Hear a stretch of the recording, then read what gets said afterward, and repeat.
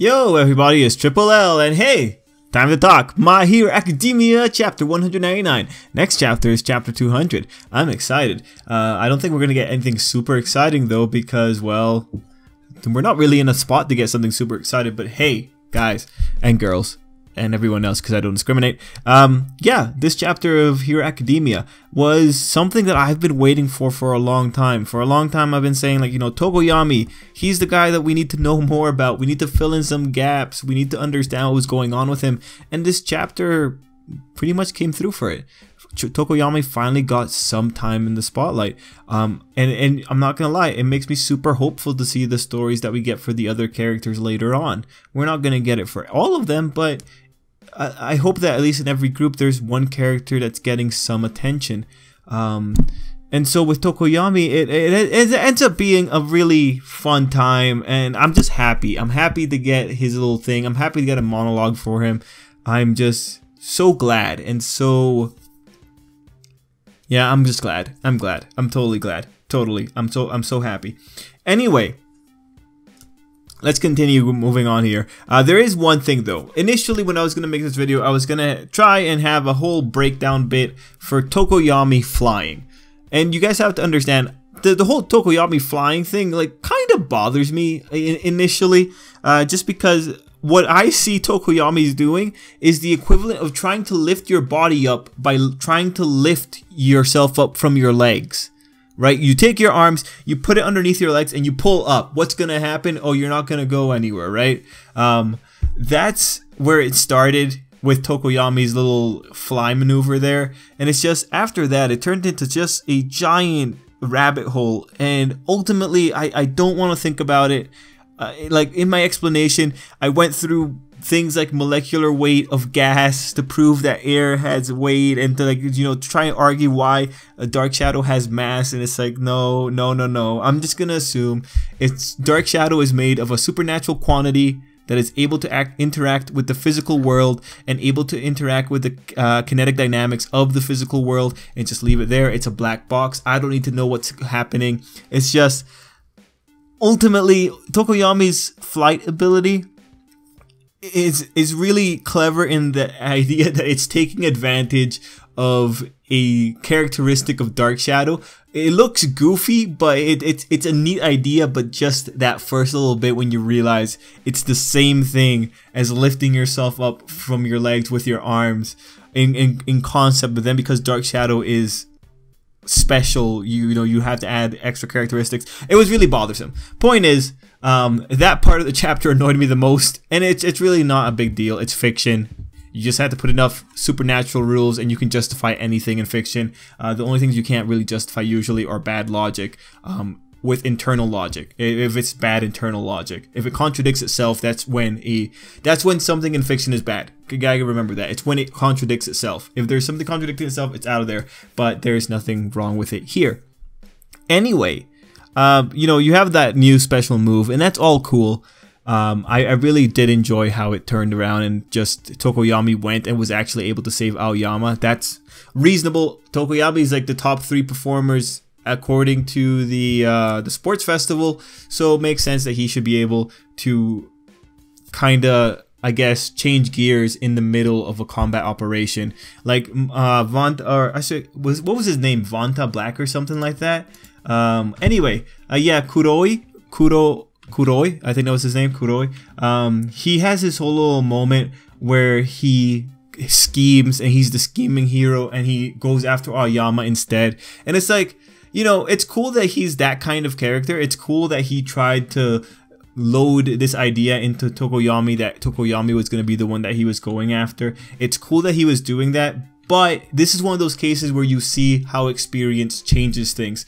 That kind of sudden development, as you saw, Yami was right on it, and he was able to take back Aoyama. That's something that Kudoi isn't going to be able to just stop, isn't going to be able to just take away from Yami. So overall, with the Yami aspect of the chapter, I'm really happy with what we got in terms of the flashback. There was also the words from Hawks, and at this moment I don't have any hardcore analysis on Hawks' words for this one. It's just Hawks wants, if you remember that Hawks wants a world where the heroes can afford to just take it easy and relax. Him giving a message of, hey Tokoyami, I want you to not be bound by rules of physics, or just, you know, just don't be bound by the rules. You deserve to be out there. That kind of still fits with his philosophy. At the end of the day, he wants the happiest state for the heroes, and the happiest state is giving them personal freedom. Remember, Hawks had his freedom stripped away from him. Metaphorically, he does not want that freedom to be stripped away from anyone in any way, metaphorically or physically. So overall, I really like that little part of Hawks' character. One thing that I do find interesting is that Hawks was never talked about until a certain point in the manga, and I do wonder at which point did Hawks get developed. Like, did the author have an idea that Tokoyami was going to be with Hawks from the get-go at the internship, like during the first week placement, the week workplace placements? Did the author know that was what Tokoyami was doing, or was this something that came about later? That's the only thing I'm really curious about. I would really love to know, like maybe in an interview, at what point was Hawks conceived as a character? I think that'd be really neat.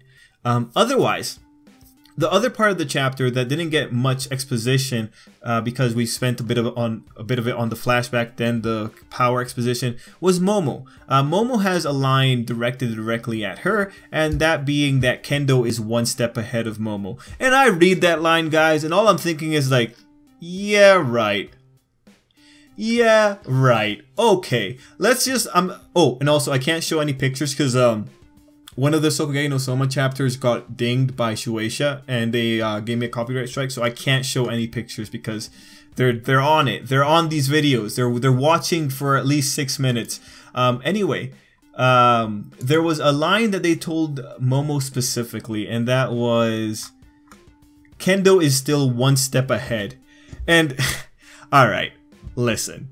Unfortunately, there is no way that Kendo is going to outsmart Momo. Momo has a 6 out of 5 on intelligence. She is off the charts. Momo can process hundreds of thousands of millions of components in less than a second with a head injury. If there's ever anyone that can process a wildly changing scenario with 1,000 variables going on and process that in a second, it's Momo. That is, unless, of course, her own personal weaknesses show up. Okay, so on paper, Momo is, without a doubt, her mental faculties, her cognition, her general thinking ability, that's really fast. The problem with Momo, though, is that she's, it just comes back to an issue of experience. If Momo doesn't have the experience to know what to do in situations, she's in trouble. For instance, just because Momo can process a bunch of components and where they should be in the position of a blueprint or something, or biological blueprint or physical blueprint, it doesn't mean that she should be able to figure things out if she doesn't know techniques. For instance, if Momo was doing calculus, there's no reason to believe that Momo would be able to do an equation or solve an equation within a second if that's the first time she's doing it. It's just kind of the same thing here.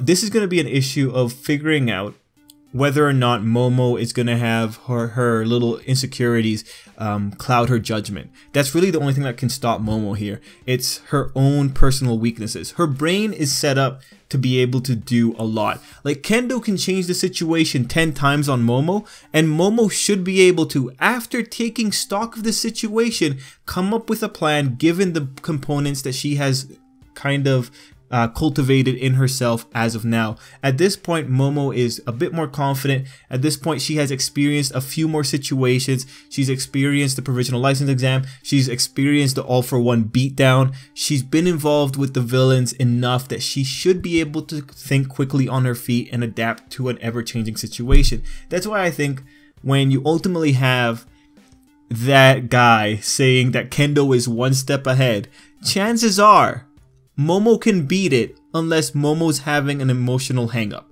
And I think right now, that's not where she is. I think this is gonna be fine. Like, at the end of the day, Kendo can't outsmart Momo. There's no easy way. Like, the best shot that Kendo has is to take advantage of the moments that Momo's surprised and try and take her out there. which leads us to one question that we should ask about the mushrooms. Mushrooms are usually toxic. Mushrooms can usually make you see things. So the question is, the mushrooms that are being planted on Momo right now, are those going to impair her judgment? Do they have neurotoxins in there? That's what we gotta ask, because in that case, Kendo was being really smart. She sent someone that can mess with someone's mental faculties. Wow, even my mental faculties are kind of messed up there. But yeah, no, she sent someone that can impair mental faculties. If she did that, that's a really good move on her part. We don't really know the quirks of Class 1B, so she took advantage of a kind of foggy area in Momo's knowledge, and now she's gone and potentially has impaired Momo's cognition. We'll have to see how Momo handles this. Now we'll get to know, can Momo, and this would be pretty crazy if she could, can she make medicine? Can Momo analyze something that's been inserted inside of her, wow, that sounded dirty, and then analyze its components and make a counter toxin? I guess, or antitoxin would be the proper term, I think, antitoxin. So that would be an interesting thing.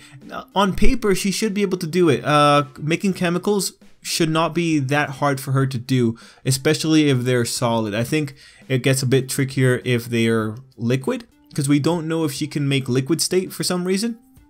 Or I don't recall. I remember arguing that she possibly could based on battery components, but we'll have to see. I do think she should be able to make medicine, but it's an issue of her being able to analyze whatever's being injected into her and being able to counter it. But if she could do that, guys, her intelligence has gone up to like a whole other level. That would be amazing. But we'll have to see. I'm very curious about that mushroom at the end. I really want to know if it's one of the hallucination mushrooms, because if it is, then Momo cannot help anyone. If it was just a straight up battle of wits, chances are Momo could come ahead, but Kendo took that into consideration, and for that, she is smart. But she's not going to be one step ahead for very long here. That is, you know, of course, if Momo is still sane. If she starts seeing a purple dinosaur, then we know there's a problem. Anyway, guys, yeah, that's all for me. Overall, I really like the chapter, but it's a kind of transitionary chapter.